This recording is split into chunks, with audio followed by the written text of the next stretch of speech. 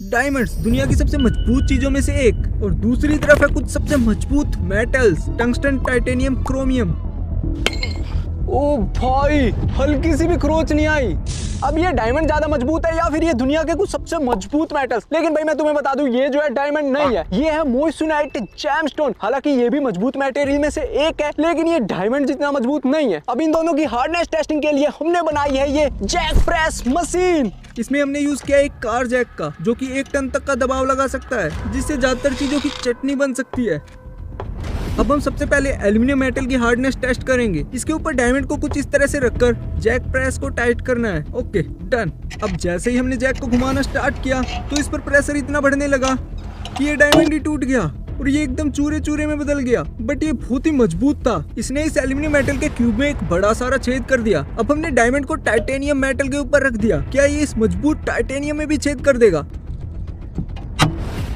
और ये वाला डायमंड भी टूट गया। लेकिन डायमंड ने तो इस टाइटेनियम के अंदर भी छेद कर दिया। अब हमारे पास सिर्फ एक ही डायमंड बचा है। अब जो इनका एक्सट्रीम हीट टेस्ट करते हैं। गाइस, वेल्डिंग मशीन के साथ अगर हम इन सेल्स के अंदर की इन ग्रेफाइट रोड को अगर ऐसे कुछ इस तरीके से जोड़ देते हैं ना, अब देखना ये जो है ना कितनी ज्यादा गर्म हो जाती है।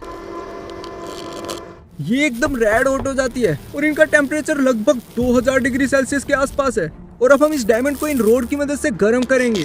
अब देखते हैं ये इस डायमंड को पिघला पाते हैं या फिर नहीं। ओ शिट, ये तो टूट गया। लेकिन जब हमने इसके छोटे से टुकड़े को गर्म किया तो वो एकदम लाल होकर जलने लगा, साथ ही उसका साइज भी बहुत ही छोटा होने लगा।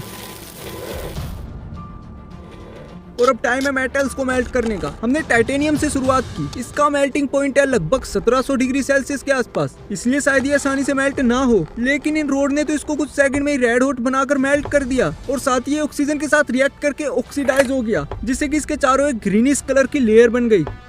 अब बारी है क्रोमियम की। इसका मेल्टिंग पॉइंट लगभग 1900 डिग्री सेल्सियस के आसपास है। हाँ, इसको मेल्ट करना सच में मुश्किल हो सकता है, बट ये रोड तो बहुत ही ज्यादा गर्म है। इन्होंने तो क्रोमियम को भी नहीं छोड़ा और इसको भी मेल्ट कर दिया। लेकिन क्रोमियम के अंदर से तो बिल्कुल फुल जीडी की तरह स्पार्क्स निकलने लगे।